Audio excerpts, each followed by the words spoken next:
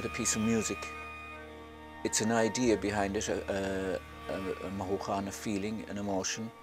It comes from what I call behind the black doors of the mind. Something forces me to dip into it and pull it out.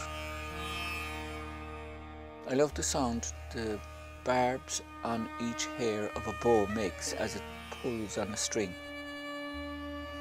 I think it's the essence of interface of music, like between the physical reality and creativity, because the touch of the human on the bow defines that sound and makes it something extraordinary.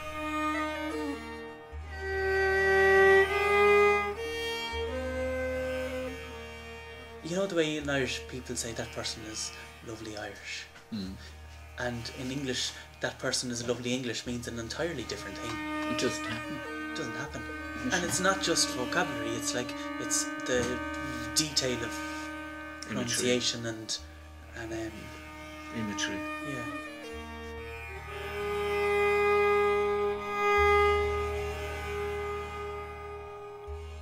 My feeling is that if the person goes into the place where good music happens, the world of feeling, the interior world of that musician, and the place they go to when they just touch that note, that in some way, whether they play it differently than the score or not, like the point is that there's a power behind this music.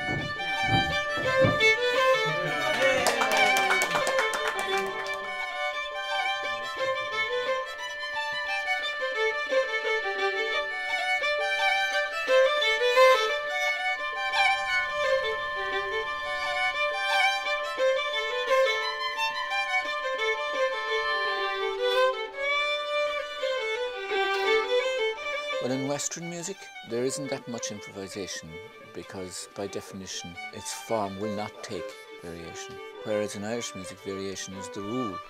Like our tune, it's the starting point. And it's what you do with the tune as you play through it, your own subtle variations that create the art in the performance.